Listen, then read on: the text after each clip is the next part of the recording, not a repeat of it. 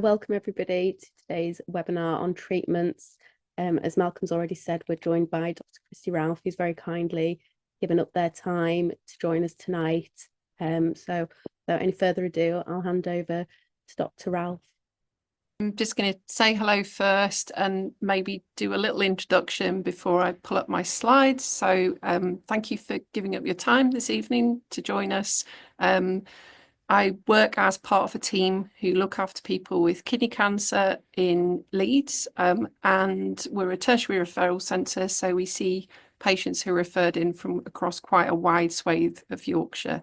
We're based at St James's in the Bexley wing, and that part of the hospital alone is as big as some district general hospitals. We have our own multi-storey car park and our Maggie Centre next to it. I work with 3 consultant colleagues, Dr Jagdev, Dr Dearden and Dr Vazidev, and we're very lucky to have some fantastically supportive and experienced clinical nurse specialists, including Joanne Simpson, who's our lead clinical nurse specialist. So I thought I'd do a little introduction about me. I thought the other thing you might want to know is I haven't always worked in Leeds, although I did grow up in Yorkshire, so I trained in Nottingham, in Cornwall, and then went to do my medicine and my oncology in Scotland. Spent time in Edinburgh and in Glasgow, unusually perhaps, and I spent 3.5 years in Manchester doing a research PhD and working with Robert Hawkins, who treated patients with kidney cancer in some of the early studies of the targeted tablet drugs. So the first patient I met with kidney cancer was a man that I met in a peripheral clinic in Scotland, in Dumfriesshire, which was a clinic that I used to go and do once a week. It's quite a long drive from Edinburgh, if anyone knows that part of the country. And I was pregnant at the time with my first child. So I used to get quite tired. So my husband used to drive me to the clinic and he used to go fishing, which is quite a normal thing to do in Dumfriesshire, but maybe not a normal thing to do when you're involved in sort of clinics. And I met a very lovely man in the clinic there and was quite shocked at the limited treatments available for him at that time. My daughter's now 21 and studying ancient history in Manchester, so it gives you an idea of how long I have been looking after people with kidney cancer. And then I'm going to have a go at sharing my screen and showing you some slides that I've prepared and I'm going to talk through. Hopefully this works. Right.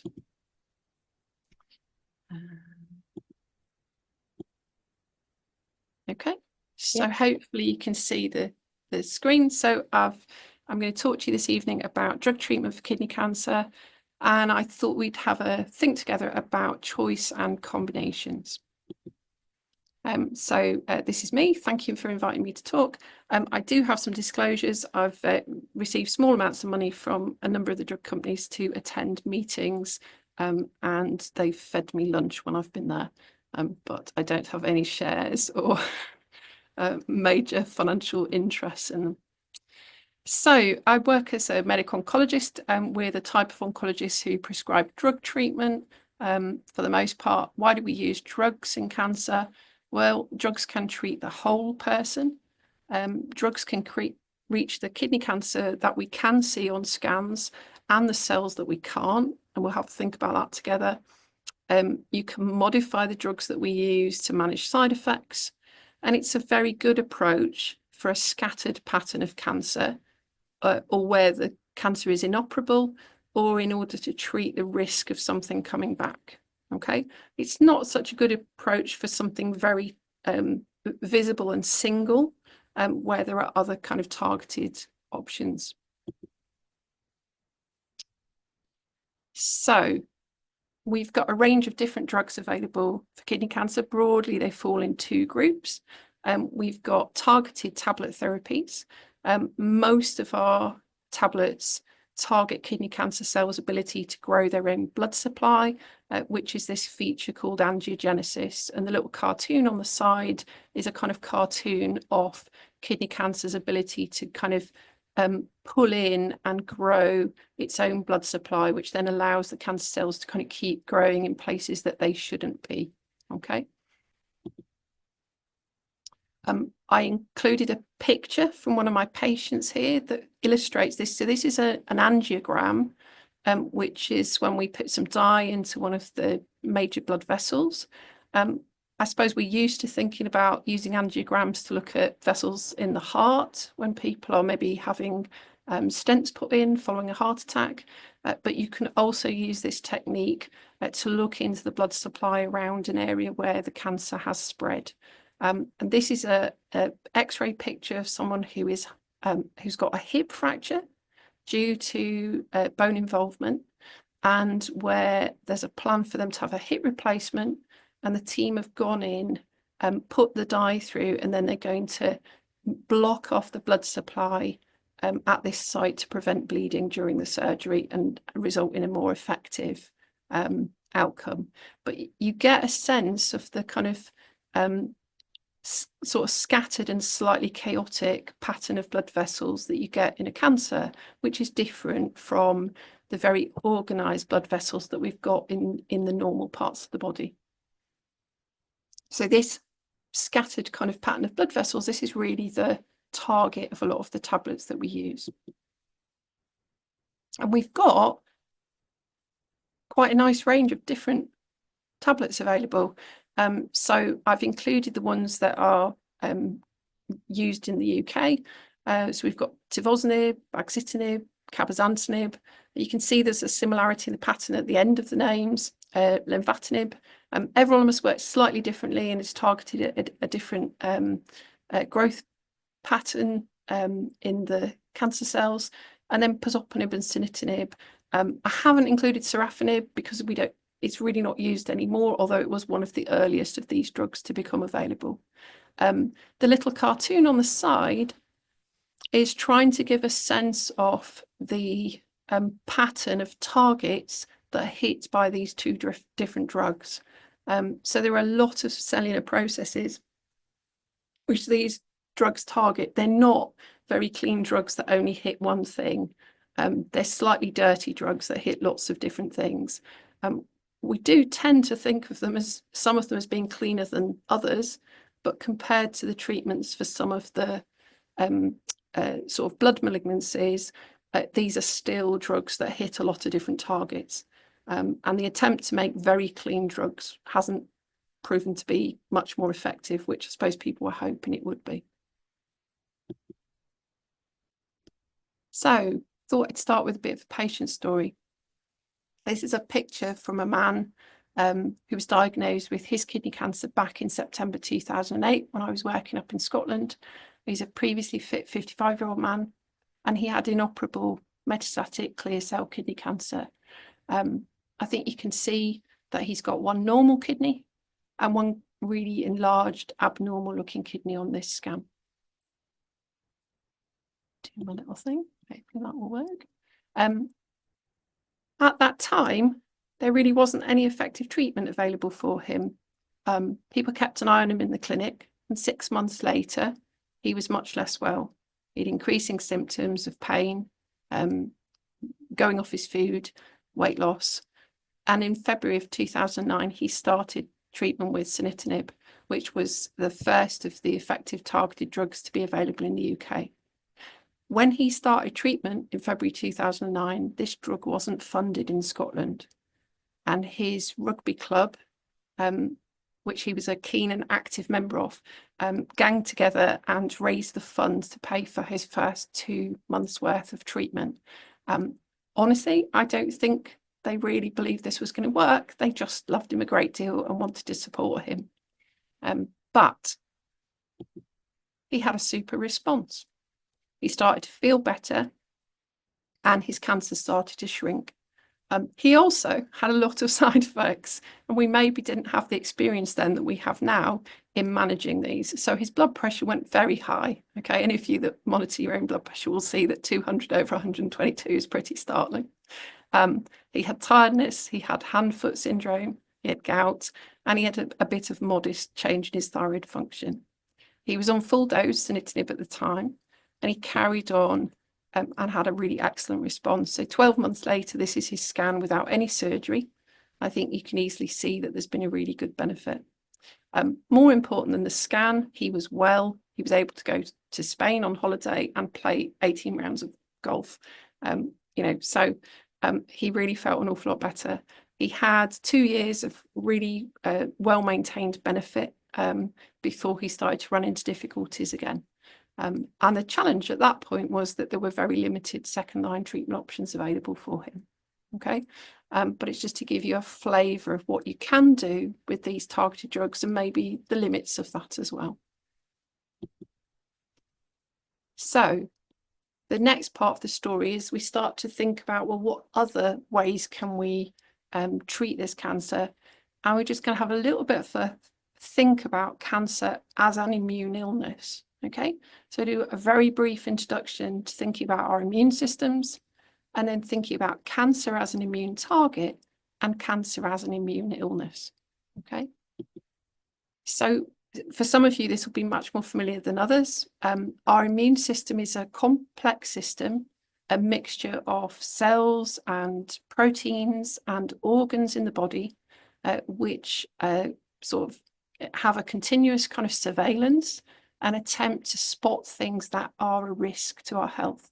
So if you like, these are our lines of defense against foreign invaders. Homeland Security is very American, isn't it? This is from the New Scientist, but I kind of like this idea of this being part of our battle system to keep us healthy.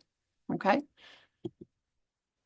There's a lifelong balance between immune activation, which we use to, say, fight infections, and immune control, which we need in order to prevent our immune system from fighting us. Okay. And if we think about something like asthma, where we kind of get a kind of overreactive airways, you can see the damage that can be done if your immune system is switched on the whole time. Okay.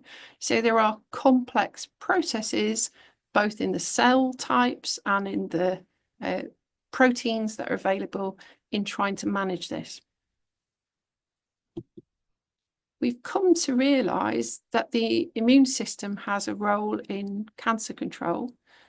We've known for a long time that there's a rising incidence of cancer in people who are immunosuppressed, either due to illness or because we as doctors do that to them. We think the immune system has a role in the phenomenon of late relapse, so people who stay well for many years, even decades, and then suddenly their cancer pops up again, and we wonder where it's been all that time.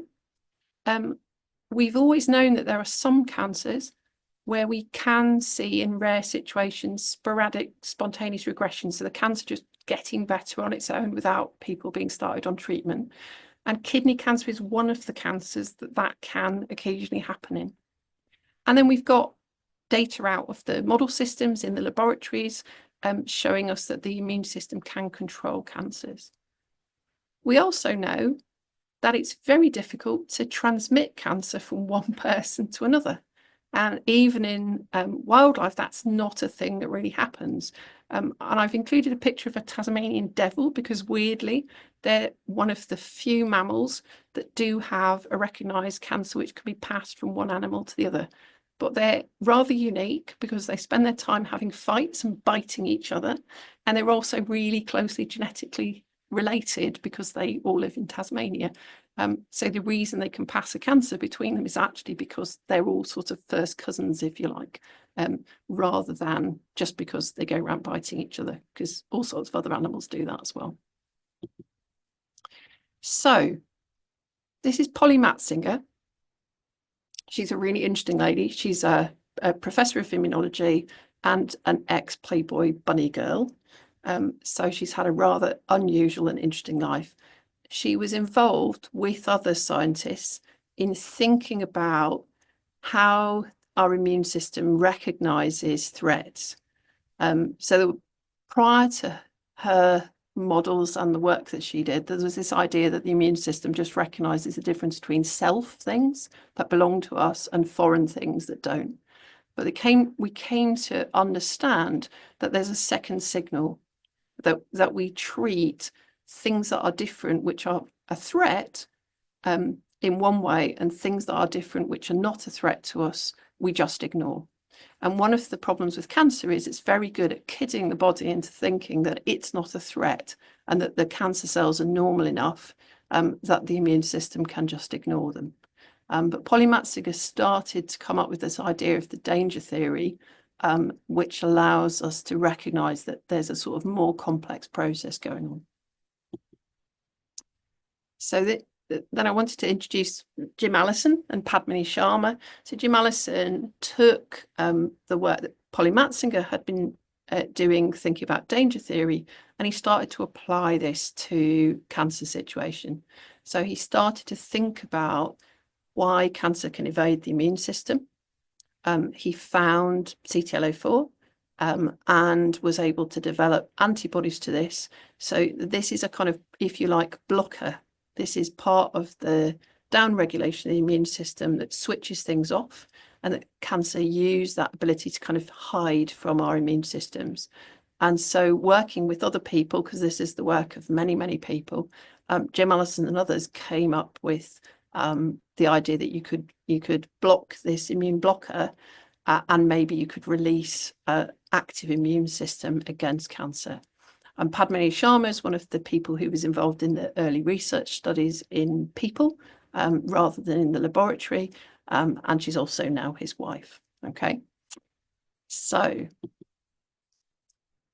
this led us to have effective immunotherapies, first in the cancer melanoma, and then pretty rapidly after that, we were using these drugs in kidney cancer, because we've always known that old-fashioned chemotherapy really doesn't work in most kidney cancer. So in the UK at the moment, we've got a number of immunotherapy options that we use in different circumstances, and these are the drugs ipilimumab, nivolumab, pembrolizumab, and avelumab. And these work completely differently from the targeted tablet treatment that we were thinking about earlier. So again, a little illustration with a brief patient story. So this is a picture from, if you like, a decade later. This is a story about someone, again, young guy, previously fit, and in May 2019, he was profoundly unwell, been losing weight. He was anemic, so his hemoglobin should be about 135, 140. It was 71, and his scan shows, again, one normal kidney, another kidney so abnormal that it's into his liver, and it's quite hard to tell where the kidney ends and the liver begins. We started him on combination immunotherapy after getting a biopsy result, and by the September of that year, he was having a good response. His anemia had gone away, he was starting to gain weight, and he was feeling better.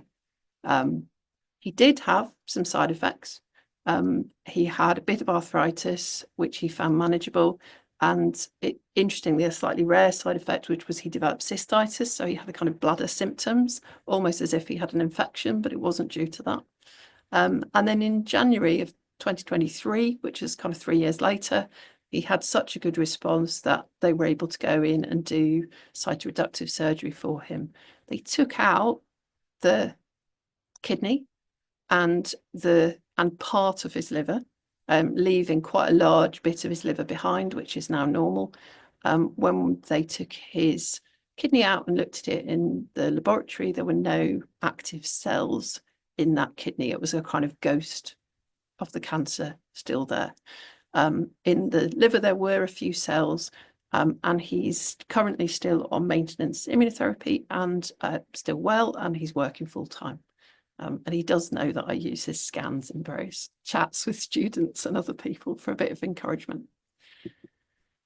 So immunotherapy is a really powerful tool, but it's also potentially very toxic. And the spectrum of different issues we can see with it is really wide. And I quite like this little picture, because if I just click on it, it should give you an idea of, it's really just the whole of this person. Okay, so we can see issues. There are common things and there are uncommon things, but really we've got to keep a really wide net, and have a vigilant, conversation going on between the doctors, the patients, the nursing team involved as well.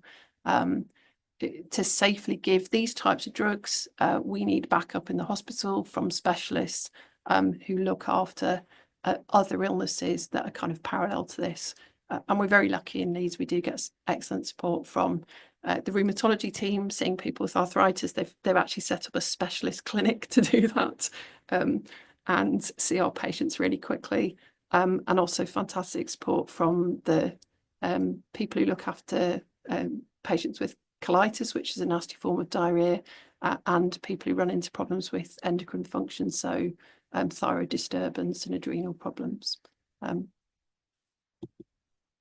So faced with these very different treatments and with a range of different drugs, how do we think about choosing treatment? So I think the first thing that I think about is the cancer biology. So we get information from the biopsy, from the CT scan results, from the speed of relapse, or the pattern of illness that we see in people.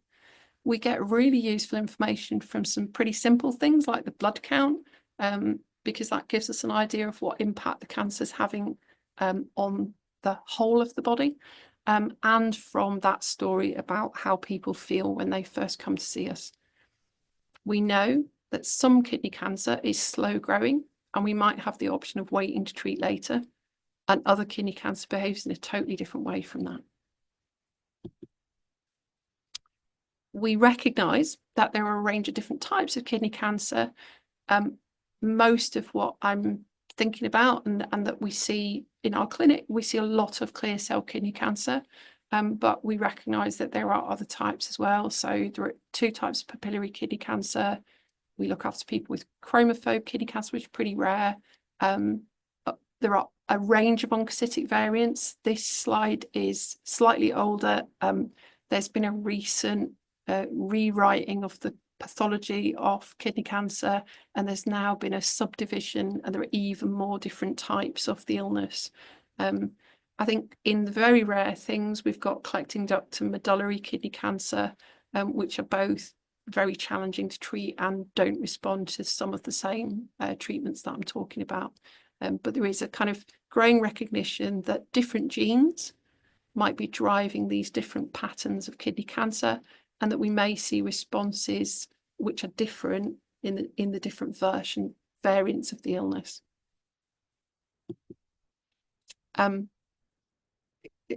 This is just a slide to remind me to say that also kidney cancer changes with time in an individual. And so there's some really interesting research looking at changing genetic patterns through time in individual patients with spread to different parts of the body. We sometimes see changes in the way the cancer is going to behave. At the moment, that doesn't feed into us having different targeted options for people, but it may be that that's coming in the future. The patterns that we do see, I think, do guide us a bit in terms of which drug treatments we choose later down the line, and whether we choose something that's got a higher chance of response but maybe more side effects, or something that's a little bit more targeted, if we think we're going to get away with that. The next thing that's really important is the personal stuff. People are very different. One of the remarkable things about kidney cancer is it's often a sporadic illness, and so we look after people from across Yorkshire, from every social group, from every ethnic background, ranging in age from their mid-20s through to their mid-80s. Their wishes and priorities as a group are sometimes very different. You'll give the same information to different people, they will make different decisions about it. And people's goals and what's important to them does feed into the decisions we make together about which treatment to go for. There's also practical issues. I just put this here to remind myself that at one point I did a quick audit and worked out our patients drive about on average 22 miles to come and see us, but for some people we're around the corner, and for other people we're 45, 50 miles away. And particularly when you're looking after people in the winter in Yorkshire and they're halfway up the Pennines, that can make a real difference to how you're going to deliver care. Other medical issues can have a real impact on what is safe and sensible to do. Other medication needs to be thought about quite carefully, particularly things like blood thinners and some of the cardiac medication or epilepsy tablets that people are on. General fitness is really key because people need reserve to cope with potential side effects of these treatments. And then blood tests can, of course, help us to predict organ function and think about the impact of side effects, but it's a really sort of complex mix of things when we're thinking about the person as well as thinking about the cancer. How else do we choose treatment? Well, obviously guidelines and funding do have an impact, and some of you will be very aware of this. In England, a lot of the funding decisions are reviewed and discussed through NICE, and then NHS England issued guidance for us. There are also useful European guidelines around management of kidney cancer and trying to think about choosing best options for people when there is a range available. Just to recognise there are differences in funding decisions even within the UK, because we have devolved NHS, and definitely within Europe, and we should all be very lucky that we're not trying to, I feel very lucky I'm not trying to treat people in Spain where some of the drugs that we use all the time are not routinely funded. So there are differences there, and it isn't that the UK is at the bottom of the pile for everything. Okay. Also, really key for us, how do we choose treatment? Research. You know, research helps us to understand kidney cancer, our patients, and the drugs that work. And really importantly, actually, sometimes the drugs that don't work, the things that look like they were going to be useful and turned out not to be. And so undertaking research is always a major undertaking. It's very expensive. And it can take a long time sometimes to get the answers out, as we've found in some of the adjuvant studies. But it's a really important part of understanding more about this difficult illness that we treat and that people struggle with.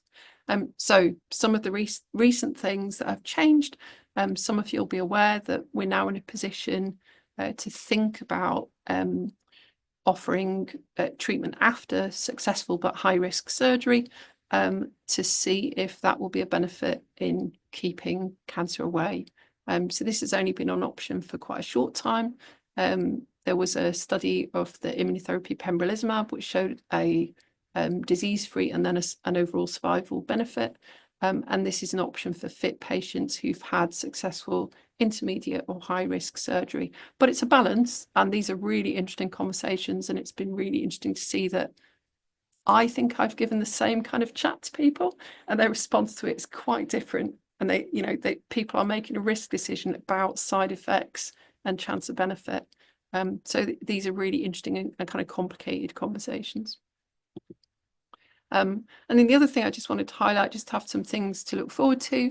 So belzutifan is a novel HIF2 alpha inhibitor. So this is another tablet, but it's got a different target. It shows some benefit in terms of response rate, quality of life and survival in multiply treated patients, and was pretty well tolerated. And it's now being explored in some combination studies. It's not yet available routinely in the UK for all of our patients, but it has been, interestingly, licensed and funded as a specialist treatment for people who have von Hippel-Lindau syndrome running in their families and who have inoperable disease. So it's a little bit niche, but hopefully this will become available in the next few years in some form or other. There is a nice submission, but the timeline on that looks to have drifted a little bit. And then I picked a new immunotherapy that I thought was interesting. So this is a drug, dostarlimab. It's another anti-PD-1 antibody therapy. What I thought was interesting about this is the study which have been done so far are looking at people with any solid tumour, so they don't have to have a particular type of cancer, and they're looking at a genetic abnormality in those people's cancer of having this mismatch repair deficiency. So there were responses across a really wide range of different cancer types, but kidney cancer was one of the cancer types that people could access this therapy in clinical trials. So I think it's quite an interesting approach to try something that's not just kidney cancer specific, to kind of go, well, how are we going to treat the things that, you know, look aggressive wherever they've come from originally. So that's my slides, and I'm going to stop sharing my screen. Yeah, no, thank you very much for that. Thank you. And like I say, now is time for any questions that people may have. Either use the question and answer or the chat box, or like Malcolm said at the beginning, if you want to come on screen and ask a question, that's fine. But just so you know, it is being recorded, and so it may end up being part of the final edit. So that would end up on our website. I think we do have a question already, and it's just about explaining the meaning of NIB and MAB at the end of the treatments, such as so drug names are quite challenging, aren't they? Because they're clearly just made up words, aren't they? I remember years and years ago, I worked with someone who'd actually gone to a session that had been organised by a drug company where they'd tried out different drug names and asked the doctors what colours they made them think about, as if that was going to be helpful.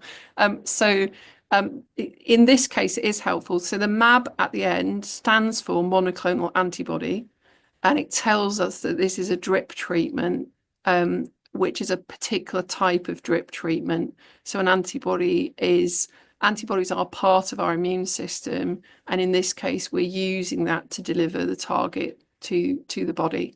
But so all monoclonal antibodies that are given as therapies end in this MAB. Okay. The NIB bit of it, the sunitinib, pazopanib, that tells us that this is a tyrosine kinase inhibitor, which is a certain type of targeted tablet drug. But there won't be a quiz for anybody when they go to clinic on it. The challenge as well, of course, is that the drug companies also have, if you like, their own names for their drugs. I mean, I guess I tend to use what we call the generic. So this is a bit like the difference between ibuprofen and Nurofen. You know, they are the same thing, but Nurofen is made by one particular company, and so they charge you an extra kind of £1.50, don't they, for buying Nurofen tablets rather than just ibuprofen tablets, which you can get in the supermarket as a generic. So yeah, so all of these drugs also have extra names, and particularly if the company provided some useful leaflets or support things, their extra names will be in that as well. Yeah. Brilliant, thank you. We've had another question come through just saying, I've had a partial nephrectomy a week ago. Is it likely that I would need drug treatment afterwards? Big question. Okay, so I suppose the answer is we don't know yet. When you've had your surgery, and you know, I hope that all went well and you're making a good recovery.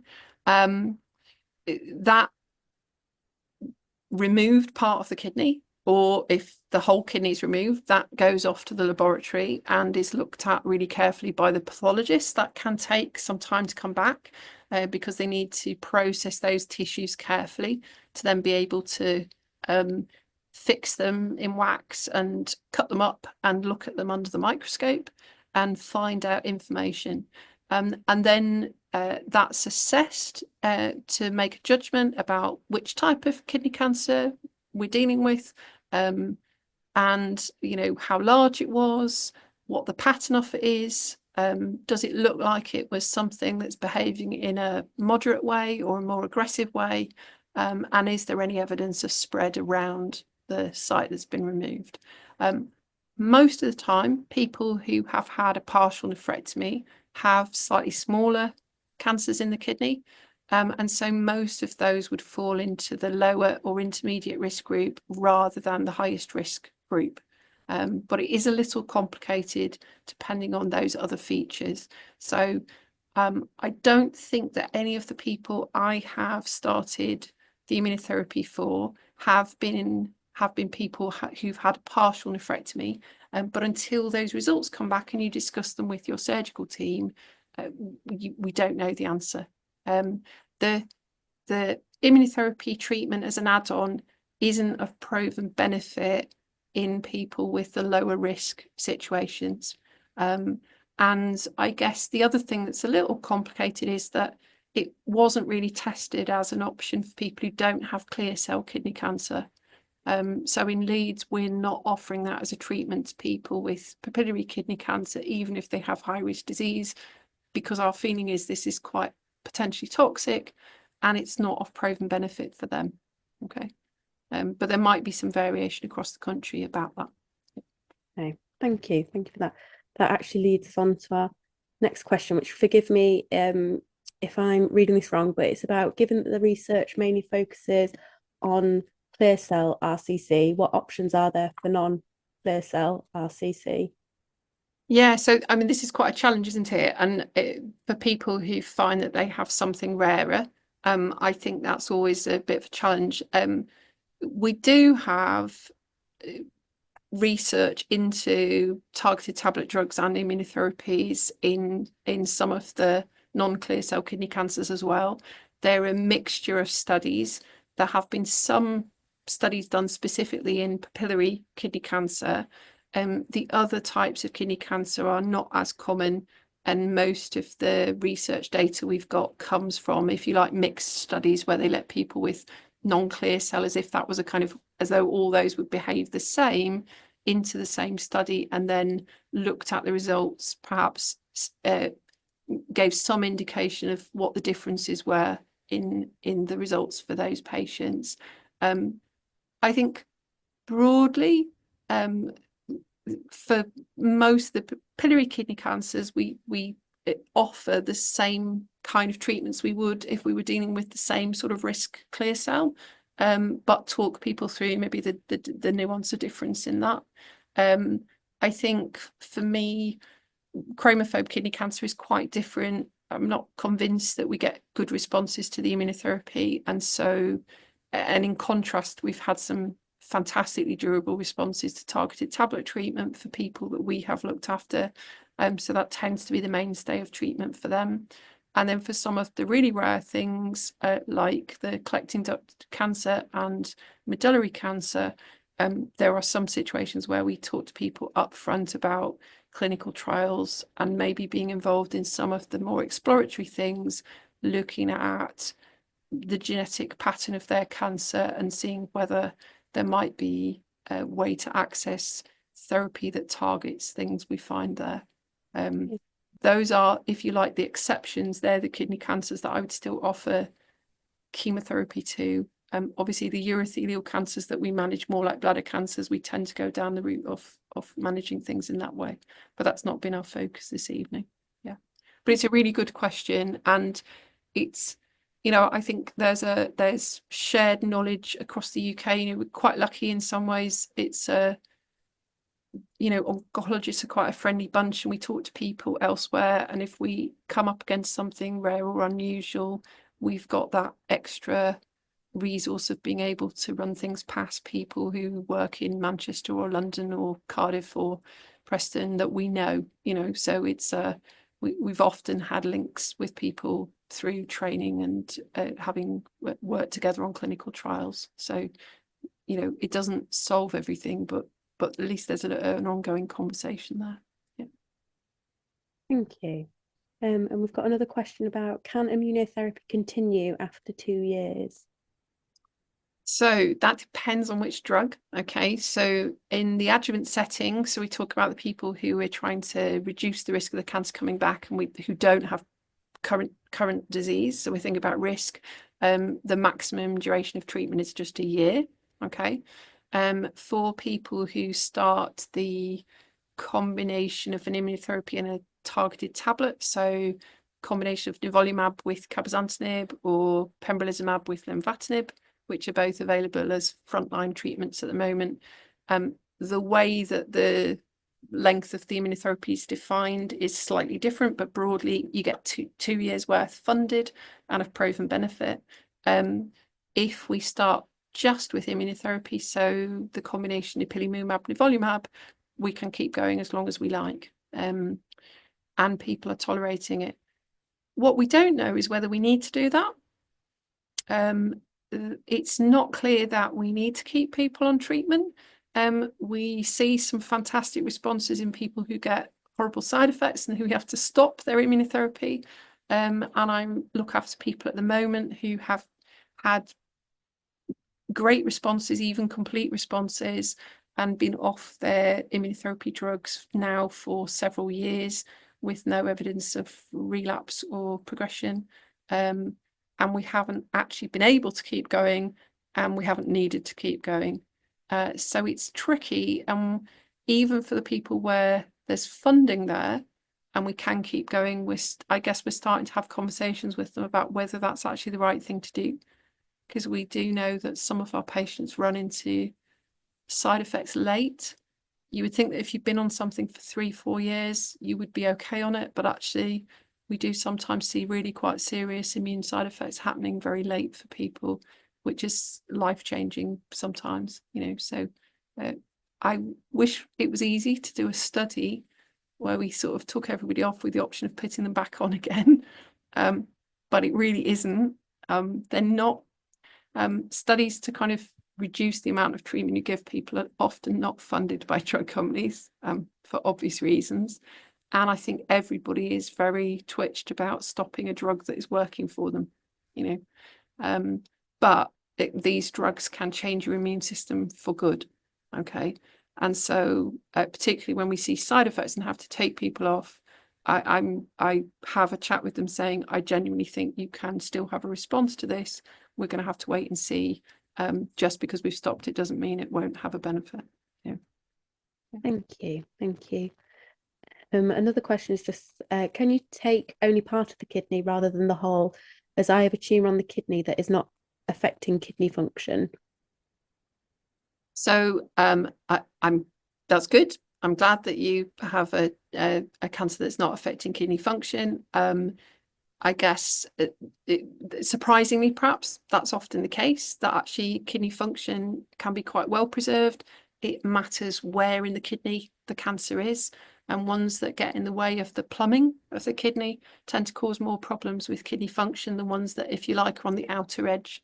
There are some situations where part of the kidney can be removed, and others, depending on the size and the pattern, where actually that is not a safe and sensible option. I don't operate on anyone. That's not my area of expertise, but I do sit as part of the multidisciplinary team that meets on a Friday to talk through the patients who have been referred to our team in Leeds, and think about whether surgery is an option for those people, ablation therapies are an option for those people, or they're going to have to come to see us and talk about drug therapy. So if those conversations haven't included you yet, then they ought to be going on, and people should be talking through your options with you. Yeah. Thank you. Thank you for that. Another question is, if you have an autoimmune disease, does that mean you are not suitable for immunotherapy? So really interesting question. Okay. I think that if you'd been asking me 4 or 5 years ago, I would have been very cautious about giving immunotherapies to people with autoimmune conditions. But it's all about balance of risks, and it really depends on how well controlled that autoimmune condition is and what it is, whether that's a safe and sensible option. And it also depends how your kidney cancer is behaving. So I have, with careful chat, given immunotherapy to people with arthritis, with even with a history of colitis in the background, but which is well controlled at the time. And if in doubt, and we think that that might be an option for people, but we're not sure, we sometimes get a bit of expert opinion from the team that look after their autoimmune condition, because it's nice to know that there would be a step up in therapy for that if we do run into problems. So I think we think about it really carefully. There are some autoimmune conditions where it wouldn't feel like a safe and sensible option, and the targeted therapies would be a better one. But it's not the one answer for everybody that maybe it looked like it was a few years ago. Okay, that's interesting. But that's just showing, isn't it? Everything's always moving forward, isn't it? Yeah, I mean, I think, again, that's about shared experience. There's a lot of really useful work has been done pulling together information about how to manage immunotherapy side effects. So there's some really active research looking at side effects and how they get managed well. Some of that's through oncology teams, and Anna Olson-Brown is one of the people who's kind of led on some of that and thinking about pathways and how we managed it. Some of that is through the specialists, the specialists in the other areas. So I did say we get great support from the rheumatologists who look after arthritis in Leeds. It's partly because they think this is a fascinating, group of patients with really interesting things going on. And they quite often talk people into taking part in their research studies to see what they can do about the things that they find. Yeah. Got another question. If your tumor, was large but contained, can you still be low risk, or is that less likely? It can be, yes. I suppose there's a sort of broad thing, isn't there, where the bigger things tend to be a bit more aggressive, but there are still bigger things which turn out to have a very bland appearance under the microscope, and so we always know more once we've got that.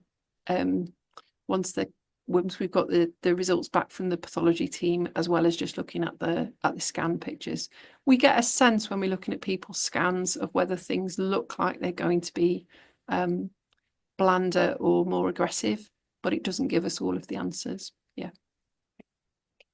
I've got another question here. I had a nephrectomy 18 months ago for stage 3 tumour, followed by 9 months of pembro. Before scan showed growths in the kidney bed. Treatment changed to 40 milligrams Cabro. Is that standard treatment? So that I think that thinking, so I think it's challenging, isn't it, when you've tried a good immunotherapy to try and keep the cancer away and you've still run into problems. I think that a switch to one of the good targeted treatments, which cabozantinib is, after that absence of response, it is a good approach.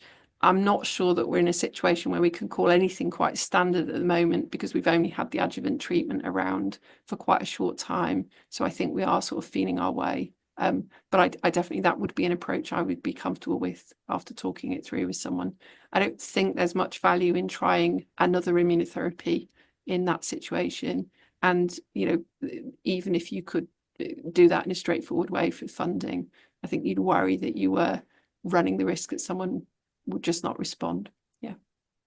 Thank you. Just relating to the autoimmune one, the person who asked has just said, thank you. I have AS and psoriatic arthritis. I've had to come off my biologics due to my tumour, and that is positive news. So I think that's really challenging, isn't it? I have to say, again, I've looked after other people who've had to come off their biologics that have managed their autoimmune conditions, and sometimes that's been necessary and useful, and occasionally it's been a bit disastrous for people and they've felt rotten. And so I can think of at least one person at the moment who actually we got in touch with their rheumatologist to persuade them to restart them, and the treatment we offered them was a tablet treatment because they were just so much less well. And of course, this is not about making you poorly quicker. That's really not the aim of any kind of combination of treatment. But it's complex and tricky to think about things. Yeah. Got another question. I've had to stop adjuvant immunotherapy due to toxicity and have had to have immunosuppressants. Does this put me at greater risk of the cancer coming back? I think that the answer to that is no. Okay. I guess I'm drawing on some parallel data from the setting where we give immunotherapies to people where their disease is measurable. And there was a lot of concern when we first started treating people with immunotherapies that if we gave steroids or immunosuppressants to manage their side effects, we would cancel out the chance of benefit. And that has proved not to be the case. So I think that our data and our experience in the adjuvant setting is, it's not the decades worth of experience we've got of using immunotherapies in the metastatic setting, but I can't see why that would completely cancel out the benefit that we might get. The tricky thing, of course, is we're treating risk. So we don't know whether we've had a good outcome for you or not until time passes, you know. And then, of course, we never know whether we needed to give you the immunotherapy because maybe you would have been okay without it. It's that kind of, it's a top up, isn't it? It's the extra bit of benefit on top of the main issue of giving the surgery. But yeah, I would like to reassure you that I don't think that's what will happen. And I think we can do that from our clinical experience and from the research that we've got available in other settings. Yeah. Thank you. I've had a complete response to avelumab and axitinib with last 3 scans clear. Favorable disease with few side effects, 2 years of treatment. So do you think it may get stopped? So with the axitinib avelumab, it doesn't have to be stopped. I quite often, though, for people who've got complete responses, I do have chats with them about that as an option. The challenge is that it's not straightforward to restart the same treatment for people if and when the cancer grows back. And so that needs some really careful thought. I've also had people where we've just decided to maybe have a month off the axitinib and have, if you like, a kind of treatment holiday. And that's worked quite nicely, and we've timed it with their holiday plans. I look after someone who's got family in New Zealand, and so that worked quite well for them as an option. But that's a fantastic response, and I hope you stay well. Yeah. So we've just got one more question for the moment. So if anybody else has any other questions, get writing them now. And the last question we've got at the moment is, does someone with diabetes have the chance to have immunotherapy? And for me, that one's a yes. I guess there would be complications of diabetes that would make drug therapy issues a little bit more complicated. But and so I'm thinking particularly around kidney function, because diabetes can have an impact on kidney function. But I have treated quite a lot of people. Diabetes is quite common, isn't it? And so I've treated a lot of people with both targeted tablets and immunotherapies who have diabetes. It still matters to try and have good diabetic control, because you're at slightly increased risk of infection if your diabetes is not well controlled. So it may seem much less important than the cancer, but I've actually had a couple of people get really poorly with their diabetes and needed a bit of time out from the cancer treatment while that got sorted out. And I think it's partly because it doesn't seem like the big thing, So yeah, from me, that definitely wouldn't rule things out. Yeah. Yeah, thank you. So yeah, like I say, that was the final question that we had. So if there's nothing else that anybody else would like to ask, oh no, we've got one. If after immunotherapy is finished, is there a possibility of going on to other treatments? So at the moment, our approach is quite different for the people that we kind of identify as having the cancer that are behaving in a more aggressive way, and we tend to offer a combination therapy up front, and that might either be 2 immunotherapies or an immunotherapy in a tablet. In most cases, if we ran into problems and people are still well enough, then we would have a think about doing something else at that point. But it really depends on how well people are, rather than on, and also kind of what side effects and issues they had. So my hope would be for most people that at some point we have a go at immunotherapy, and at some point, if we need it, we have a go at targeted tablet treatment.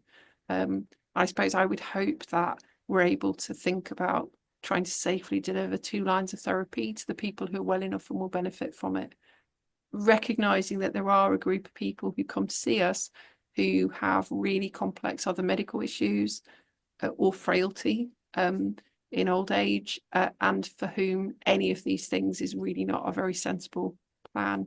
And any, in the wrong situation, any of these treatments could be life shortening, which is the last thing we want to achieve. So it's about trying to support people to have the reserve to cope with treatment, and then the knowledge and support to manage the side effects that come along, and kind of early contact with your team if you run into difficulties so that you can get help, because it's always easier to solve a problem if it's a mild problem starting than if it's a major problem that causing real difficulties. And mostly with my tablet stuff, I expect us to be able to manage most side effects without admission to hospital, because the side effects are reversible if you stop the tablets.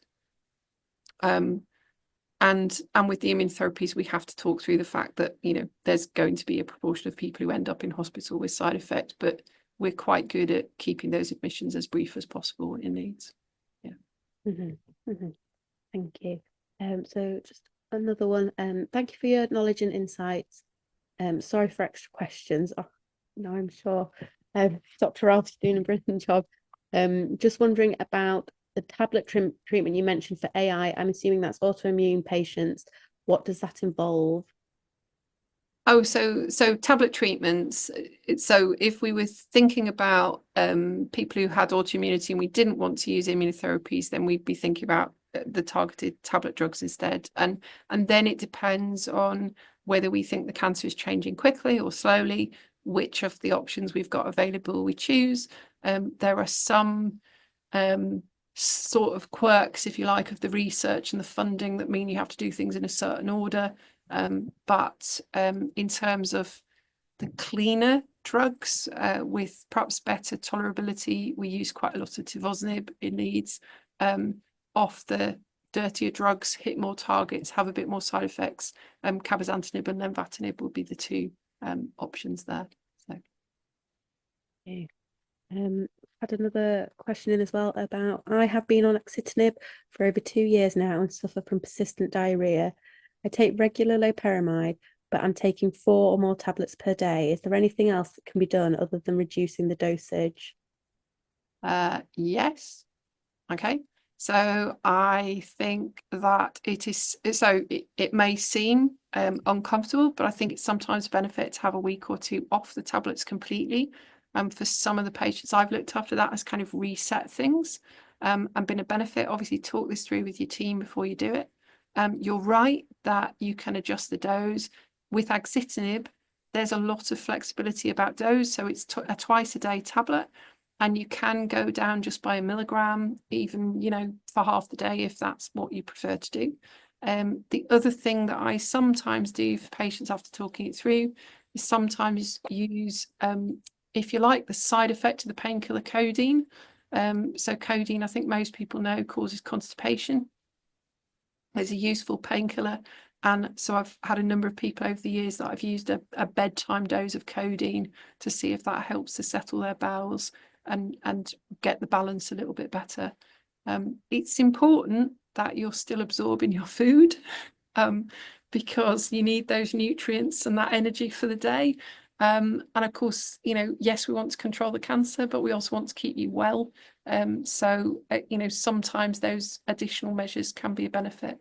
So have a chat with your clinical nurse specialist and your doctor and see whether those are options that they could think about for you. But yeah. Okay. Thank you very much. I think that's it for the questions now. So absolute massive thank you to Dr. Ralph for joining us today and your brilliant insight. It's been fantastic. Also, just want to quickly mention our survey. Our patient survey is currently live. So if anybody hasn't taken it yet, please go to our website. You can request a paper copy if you want, if you're not particularly computer literate. But yes, please do take it. It's important that we get the answers because it helps us with helping you in the long run. So please do take our survey. We've had a question just pop up. In your experience, do side effects reduce over time when immunotherapy is stopped without any need for steroids? So that really depends kind of what issues we're dealing with. For some people, pausing treatment or just pausing things is good enough without them needing to take steroids. Not for everyone, and it seems to work better for some things than others. But yeah, there are people who get benefit from that approach. It's not the textbook way of doing things, and it's not the license pattern. But we've got a small number of people who are on, if you like, maintenance nivolumab, who've had responses, and who don't get their treatment as often, so they get an 8-weekly pattern rather than 4-weekly. And we first did that during COVID in lockdown, when we had to make decisions in the unit about which drip treatments we could safely deliver in. And this was, when we think back, this was when we couldn't test for COVID, and there was a lot of concern that cancer patients would be at increased risk of death and problems. So suddenly we had to change the way we were delivering all of our drip treatments, and we didn't have the capacity on the unit that we had previously, because everybody used to sit together in their chairs, and suddenly we couldn't do that. So one of the ways that we kept treating everybody was to reduce the frequency of the treatments. And I've got some people who never went back to having their treatments more often. So the guy whose scan I showed you is still on an 8-weekly pattern, because he still had a great response on 8-weekly, and he was like, well, I clearly don't need to have it more often, do I? So he's one of, so slightly oddly, some of them have ended up being our best responders. So, so yes, pauses and some thought about the other ways you can manage side effects are always useful, but there are times you just, you need to do the steroids,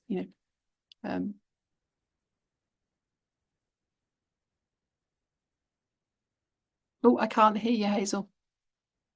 Thank you. Sorry, I've got a bit of a tickly cough, so I'd muted myself. We just had another question pop in. Should we continue to have flu COVID vaccines while on treatment? So there's a recommendation that you don't have live vaccines when you're on the immunotherapies and some of the targeted treatments, but COVID and flu are not live vaccines, so they should be safe for most people to take. The exception would be if you were on the big dose of steroids because you had the immunotherapy side effects. It's recommended that you wait until you're on the lower doses before having the vaccine. But yeah, generally much better idea than catching flu or COVID. Yeah. And if it gives you some confidence, I've got my vaccinations are booked in the next week as well. Yeah. So. Thank you. Also, just to quickly let you know, there's actually a link to our survey in the chat as well, if anybody would like to access it from there. I had a couple of thank yous. Dr. Ralph, sorry, thank you so much. Thank you for all you do, and another thank you so much. I think it's been really lovely. Thank you very much. Yeah, been really appreciated you joining us tonight. Okay. But I think we've not got any more questions in, so I think that's it now. Thank you, and thank you very much for everybody who came and joined us this evening. I hope you found it useful.